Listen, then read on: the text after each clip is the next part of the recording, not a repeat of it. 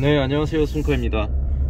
오늘은 제가 XM3, 르노 XM3에 대해서 1년 동안 타면서 느낀 점을, 장점과 단점, 왜 사게 되었는지 그런 것들을 말씀드리겠습니다. 이 차는 2020년 11월에 출고했고요. 옵션은 RE가 있었고 RE 시그네처가 있었습니다. 저는 RE 시그네처를 구매를 했고, 클라우드 펄 색상이고 블랙 인조 가죽 시트를 선택했어요. 인조 가죽이라서 가죽 2열 열선이 없습니다.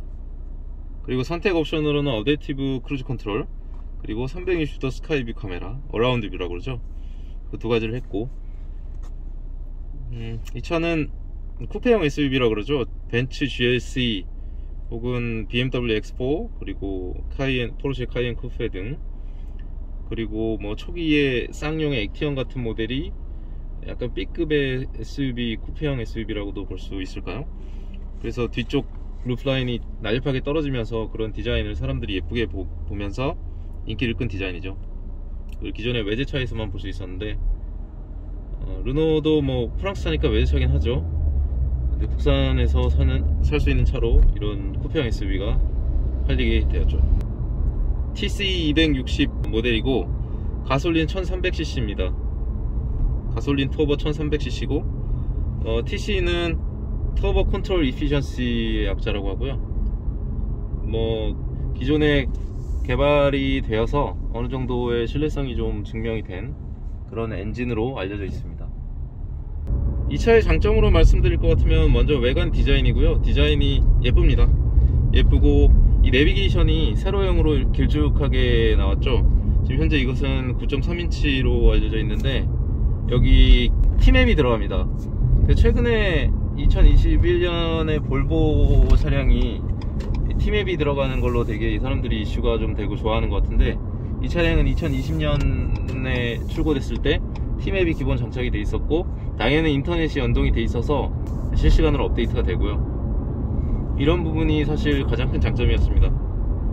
르노 삼성 XM3 자동차를 제가 사게 된 이유는, 그 당시에 저랑 와이프랑 애기랑 3인 가족이 있고, 애기를 어린이집을 등하원을 시켜야 되는 상황이었고, 등하원을 시키기 위해서 차량을 한 대 구매해야 되는 상황이었습니다. 그래서 어떤 차를 구매를 할까 알아보던 중에, 먼저 와이프가 운전을 주로 하고 등하원을 시키기 때문에 여성 운전자가 운전하기가 편해야 되고, 그리고 두 번째로 애기를 등하원 시키는 목적이 크기 때문에 뒷좌석에 차고가 좀 높아서 아이를 차에 태우고 내리고 할 때 부모가 좀 허리 부담이 좀 덜 할 수 있게 좀 차고가 높은 차, 즉 SUV겠죠. SUV 차량을 좀 찾게 되었었고, 그리고 저희 가족은 컴팩 세단만 한 대 보유하고 있었기 때문에 트렁크가 넓은 적재 공간이 넓은 차가 필요했고, 뭐 그런 것들이 고려사항이었고, 그리고 가격도 중요한 고려사항이었죠. 그리고 뭐 구매 조건 중에는 최신 차를 사려고 했어요. 왜냐하면 최신의 편의 차량들이 들어가 있어야 여성 운전자, 특히 아이를 태우고 다닐 때는 안전이나 여러가지 측면에서 좋기 때문에, 예를 들면 반자율 주행 기능들, 뭐 어댑티브 크루즈 컨트롤이나 뭐 BSD라고 그러죠. 블라인드 스팟 디텍션에서 좌우 차선 변경할 때 차가 옆에 있으면은 사각지대가 보일 때 불을 켜줘서 안내해주는 기능들이요. 그 기능은 사고를 예방할 수가 있거든요. 그러니까 날 사고를 안 나게 할 수가 있어요. 그래서 그런 기능들이 다 들어간, 그리고 주차할 때 좀 편할 수 있게 360도 어라운드 뷰가 되는 뭐 그런 것들이 다 들어가야 되는 조건이 있었죠. 하지만 그런 것들은 최신에 나온 차들은 다 그런 기능들이 대부분 들어가 있기 때문에, 이 차만의 특별한, 글쎄요, 사게 된 가장 큰 이유는 아마도 디자인과 가격이 큰 영향이었을 것 같아요.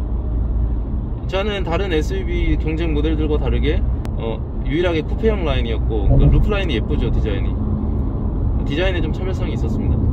그리고 하체 같은 경우에도 이 가격대에는 잘 안 쓰는, 예를 들면 물론 이 차는 전류는 맥퍼슨, 후륜은 토션빔 타입이긴 한데, 서스펜션 타입이 토션빔 타입의 그 플라스틱 커버를 대놨더라고요. 그런 커버들도 사실 다 돈이고 이 가격대에서는 잘 그렇게 안 넣거든요.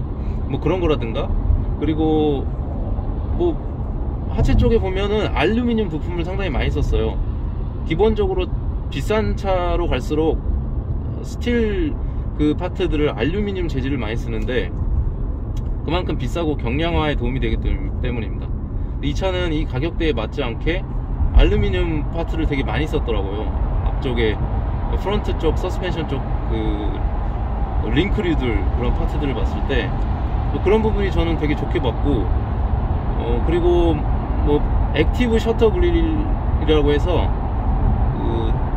보통 고급차에 들어가는 기능인데 셔터를 자기가 알아서 열었다 닫았다 해주면서 엔진의 온도에 대해서 좀 관리를 해주는 거죠. 뭐 그런 것들도 들어가 있더라고요.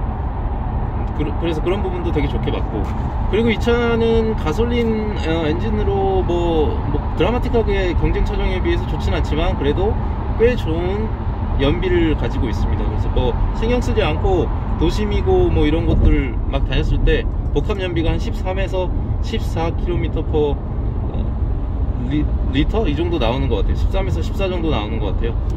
그래서 그런 부분도 뭐 괜찮고, 그리고 뭐 가솔린 1300cc 1.3 터보 엔진인데 펀치력이나 이런 부분들이 괜찮아요. 상당히 괜찮아요. 주행도 상당히 스포티하게 잘 자기가 원하는 만큼 할 수 있고, 물론 차가 SUV고 물론 세단보다는, 그러니까 기존의 SUV보다는 차고가 좀 낮고 세단보다는 당연히 높지만은, 그래서 뭐 기존 SUV보다 좀 더 롤링이나 피칭 이런 부분들이 좀 더 좋을 수도 있겠다라는 생각을 했고, 근데 뭐 그거는 드라마틱하게 좋은 건 아니고 뭐 비슷한 수준입니다. 하여간 요즘 차들은 사실 뭐 최고 속도라든가 이런 것들은 뭐 도로 상황 때문에 낼 수가 없는 상황이지, 뭐 요즘 차들 다 잘 나갑니다. 그런 면에서 이 차는 뭐 펀치력은 좋아요. 답답한 느낌은 많지 않아요. 그래서 내가 뭐 사실 우리가 도심 주행이나 이런 데서 정말 필요한 거는 펀치력, 급가속 할 수 있는 능력이거든요. 그러니까 토크가 원할 때 내가 원할 때 원하는 만큼의 토크를 좀 쓸 수 있는 그런 기능이, 그런 부분이 사실 더 필요한데, 그래서 이런 뭐 고속도로나 이런 데서 내가 차선 변경하고 이럴 때 뭐 급가속 뭐 이런 부분들, 킥다운해서 이제 펀치력 있게 나가는 부분들, 그런 부분들 전혀 답답하지 않고 그런 부분들은 상당히 만족스럽습니다. 그래서 예를 들어서 뭐 지금 제가 뭐 차선 변경을 한다, 이렇게 키고 이렇게 밟으면 조금 이제 가속이 엑셀을 밟아서 엑셀 밟는 시점보다 조금 한 타이밍 늦긴 한데 뭐 그래도 펀치력 뭐 괜찮습니다. 그래서 주행하는 거에 있어서 답답한 느낌은 크지 않고요. 도어 밑에 보면은 그 바디죠, 바디. 차 밑에 하부 쪽에 보면 이 고무 비슷하게 코팅을 해놓는 부분들이 있는데 그 실런트라고 하는데, 그런 부분들이 방청이나 그러니까 녹슬고 이런 것들을 막아주는 건데요. 보통 차들에 비해서 굉장히 꼼꼼하고 잘 마감을 해놨더라고요. 그래서 그런 부분도 저는 상당히 좋게 봤고, 근데 이 차 같은 경우는 제가 뭐 세금 포함, 취득세나 이런 거 다 포함해서 2,700만원 정도? 2,700만원 안에서 거의 풀옵션에 해당하는 중형 SUV를 살 수가 있었던 거죠. 그래서 그런 가격이나 이런 부분에서도 좋았고, 제가 지금 1년 동안 타면서 특별하게 고장이나 이런 부분도 없었습니다. 그래서 뭐 그런 부분들 뭐 스트레스 크게 받지 않고 탈 수 있었고, 그리고 이 차의 장점 중에 또 하나는 이 앰비언트 라이트. 벤츠가 앰비언트가 이쁘기로 유명하잖아요. 이 차도 꽤 괜찮아요. 밤에 이렇게 조명, 바깥이 어두운 상황에서 이렇게 보면 이 도어부터 해서 이 인스트루먼트 패널, 이 앞에 있는 그 플라스틱 파트에서 쭉 글로브 박스 위에서 오른쪽 조수석 도어까지 앰비언트 라이트가 이렇게 얇게 펼쳐지는데 그 감성이 상당히 괜찮습니다. 그 색깔도 통행료 1,000원이 정상 지불되었습니다. 색깔도 몇 가지로 바꿀 수가 있고요. 물론 그런 부분도 나름 국산 차에서와 살짝 다른 뭔가 심플하면서 그런 디자인의 감성? 그것도 괜찮은 것 같아요. 3인 가족이 좀 무난하게 탈 수 있는 패밀리 SUV, 그러면서도 디자인이 예쁘고 좀 디자인이 좀 예쁜 차, 이 가격대에서 그런 차로 타는 데는 굉장히 괜찮은 것 같아요. 그리고 이 차의 단점으로는 그 당시 초기 이 차가 나왔을 때도 많이 지적이 됐던 부분인데, 이 기어 방식이나 뭐 이런 부분들로 인해서 초기 출발할 때 약간의 울컥거림이 있는 건데요. 그런 부분은 조금 아쉽긴 합니다. 물론 좀 타다 보면 적응이 돼서 크게 불편함은 없는데요. 그래도 이 운전자가 어느 정도의 신경을 써야 된다는 부분, 부드럽게 출발하기 위해서는 이 엑셀을 살짝 밟아줘야 되는 그런 부분.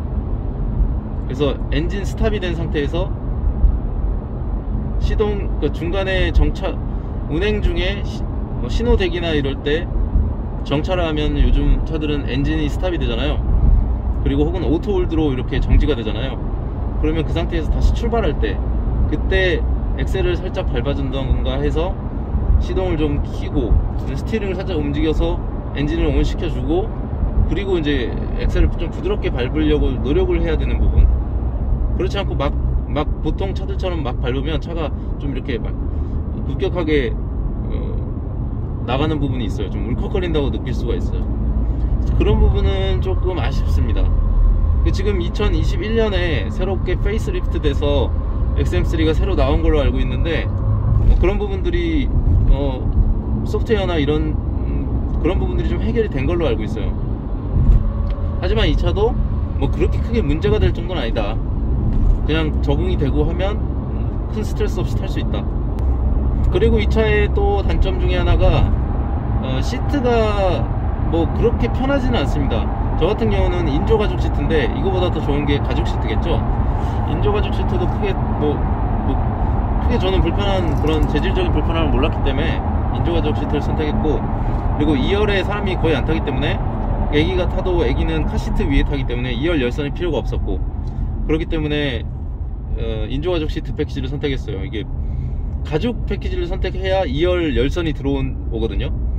그리고 그 당시, 지금은 개선이 되는 것 같은데, 초기에 2열에 가죽 시트가 2열에 열선이 있는 모델을 선택했을 때는 열선을 키려면 여기 인포테인먼트에서 클릭을 몇 번, 두세 번을 해줘야 그 열선까지 들어갈 수가 있었어요. 그래서 그런 부분들이 좀 불편하다는 컴플레인이 좀 있었는데, 이 차 같은 경우는 1열에만 열선이 들어가는 모델이고, 그렇기 때문에 여기 보시면은 여기 열선 키는 게 아예 버튼이 물리 버튼으로 이렇게 나와 있어요. 양쪽이 왼쪽 오른쪽.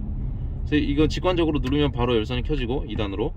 이 부분도 어떻게 보면 더 낮은 그 가죽 시트가 아니고 인조 가죽 시트로 좀 더 낮은 트림이지만 편의는 더 좋은, 이게 물리 버튼으로 들어가 있으니까요. 2열 열선이 들어간 거는 이 인포테인먼트 안에 들어가서 한 번, 두 번 이렇게 몇 번 눌러줘야 되거든요. 그리고 그 대신에 2열 열선이 들어간 트림은 이 1열에 통풍 시트가 들어가죠. 근데 얘는 통풍 시트는 없습니다. 근데 저나 뭐 와이프도 통풍 시트를 그렇게 크게 뭐 있어도 잘 안 써요. 그렇기 때문에 그 뭐 특별히 통풍 시트를 고집하진 않았고, 그래서 그걸로 가격을 좀 더 다운 시켰고요. 그리고 이 트림 같은 경우는 운전석은 전동 시트로 다 되는데 조수석은 전동 시트가 아니에요. 근데 조수석 리클라이닝, 즉 등받이를 각도를 이렇게 뒤로 넘겼다 앞으로 올렸다 할 때 그 누르는 레버가 위치가 좀 되게 불편한 데 있어요. 그래서 이렇게 바로 누르면 리클라이닝이 조절될 수 있어야 되는데, 바로 딱 잡히는 손잡이는 리클라이닝이 아니라 시트 높이 조절하는 그 레버고, 리클라이닝을 하려면 시트 저 구석까지 안전벨트 밑으로 이렇게 넣어야 돼서 손이 안전벨트 버클하고 간섭이 돼요. 그래서 처음 이 차를 타는 사람들이 리클라이닝 조절하려고 조수석에 앉아서 그거를 잘 못 찾아요. 손도 좀 불편해하고. 그래서 그 부분은 사용자 편의 측면에서 좀 개선을 좀 해야 되겠더라고요. 이 차의 단점 중에 하나가 이 인포테인먼트 시스템이 좀 속도가 민첩하게 움직이지가 않고 좀 느린 감이 있어요. 그래서 그런 부분들은 뭐 소프트웨어 업데이트나 이런 부분을 통해서 조금씩 개선이 되는 것 같긴 한데 크게 불편하진 않습니다. 근데 처음에는 우리가 핸드폰 같은 것들의 속도를 보다가 이 차량에 장착되어 있는 인포테인먼트 이 속도를 보면 좀 느려요. 뜨는 것도 좀 느리고 가끔 좀 오작동이 돼서 뭐 이렇게 블랙아웃이 될 때도 있고, 그래서 리부팅을 해줘야 될 때도 있고, 뭐 그런 부분들이 좀 불편할 수 있습니다. 근데 뭐 큰 불편함은 아니에요. 그래도 이 넓고 시원하게 이 세로형으로 큰 그리고 T맵이 들어가 있는 이 장점, 이거 하나만으로도 다 극복이 됩니다. 그래서 우리가 처음에 차를 타면 맨 처음 하는 게 핸드폰부터 키잖아요. 그래서 핸드폰에 내비게이션 세팅해서 이렇게 올려놓거나 뭐 하잖아요. 그 과정이 없다는 거, 그거가 사실 엄청 편한 거거든요. 실시간 업데이트가 되는 T맵이 들어간다는 거. 그래서 지금 볼보가 최근에 들어갔죠. 잘한 거죠. 앞으로 다 이렇게 갈 것 같아요. 그리고 이 차는 앱을 통해서 차의 위치라든가 차의 지금 현재 연료량 이런 것들을 원격으로 앱으로 알 수가 있거든요. 그런 것들은 좀 편리하긴 합니다. 근데 또 한 가지 아쉬운 것은 앱을 통해서 원격 시동을 키거나 이런 부분들은 안 되더라고요. 그래서 그거는 좀 아쉽더라고요. 왜냐면 겨울 같은 때, 여름 같은 때 원격 시동을 켜서 차를 좀 웜업 시키고 에어컨도 틀고 히터도 좀 틀어놓으면 좀 편할 수 있거든요. 근데 그게 안 된다는 건 좀 아쉬웠습니다. 이 차 같은 경우에 무선 충전 기능이 있는데 요 앞에 기어 앞에 여기 이 부분이 무선 충전이 있어요. 근데 이 부분에 핸드폰을 놓게 되면 뭐 다른 물건을 못 넣죠. 그래서 좀 평소에는 약간 비워둬야 되는 그런 좀 단점이 있어요. 그래서 충전기만 컴팩트하게 무선 충전도 하고 다른 공간도 있었으면 좋겠는데, 사실 여기는 무선 충전을 하려고 항상 비워둘 수밖에 없는 게 좀 아쉽죠. 그리고 차량의 적재 공간은 좀 뭐 부족한 편이에요. 그래도 옆에 이런 데 보면은 이 콘솔 아래 이 조수석 쪽에 보면 그물도 좀 달려가지고 그 그물에 뭐 핸드폰이나 이런 것들을 조수석에 앉은 사람들이 좀 수납할 수 있는 공간이 여기 좀 있습니다. 뭐 대략적으로 전반적인 부분 말씀드렸고요. 사실 이렇게 차가 지금 여기 되게 막히잖아요. 이런 데서 반자율 주행이 좀 편리한 측면이 있거든요. 그래서 반자율 주행 기능이 있다는 거, 그거는 되게 장점이고, 예를 들어서 여기서 제가 반자율 주행 버튼을 켜고 지금 제가 반자율 주행 기능을 켰거든요.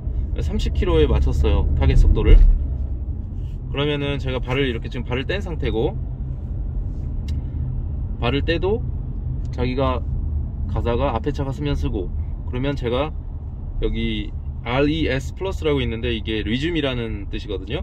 그래서 이 버튼을 다시 누르거나 아니면 엑셀을 한번 툭 쳐준다든가 그렇게 하면 다시 또 출발하고, 그리고 앞에 차가 정지하면 같이 쓰고, 그런 부분들은 이제 차가 정체되는 구간이 있을 때 상당히 편합니다. 근데 반자율 주행의 기능에 있어서는 제조사마다 그 민감도를 어떻게 설정하냐, 센싱을 어떻게 할 거냐, 그런 부분들에 있어서 차이가 나는 건데, 이 차는 반자율 주행이 있다는 것은 좋은데 그 민감도나 이런 측면이 좀 이질적인 측면이 있어요. 그래서 예를 들면 급격하게 출발을 한다든가, 너무 아니면 앞에 차가 좀 가까워져 오는데 너무 가까이 가서 쓴다든가, 그 부분은 여기 거리를 조정하는 기능이 있는데 이 거리 조정하는 기능을 제일 멀리 하더라도 그렇게 가끔 불안함을 느낄 수 있게 너무 늦게 정차한다라는 느낌 받을 때가 있다는 거죠. 지금 같은 경우는 제가 아까 말씀드린 시점부터 계속 엑셀과 브레이크 발을 띄고 가고 있는 상황이에요. 그래서 오늘 전반적으로 이 XM3에 대해서 말씀 좀 드렸고, 패밀리카로 부담없이 그냥 적당한 가격대 선에서 최신 편의사항들을 가진 신차를 탈 수 있다는 거, 그리고 유려한 쿠페형 SUV의 예쁜 루프라인을 내가 좀 맛을 좀 보고 싶다, 뭐 그런 것들로 봤을 때 아주 무난하고 뭐 잘 팔리는 이유가 있겠죠. 지금 2020년 현재 2021년 말이죠. 지금 현재 2021년 말인데 XM3 엄청 잘 팔린다고 그러죠. 수출도 엄청 하고 있고요. 르노에서 지금 가장 잘 팔리는 차로 알고 있습니다. 그래서 잘 팔리는 차는 다 이유가 있는 것 같아요. 감사합니다.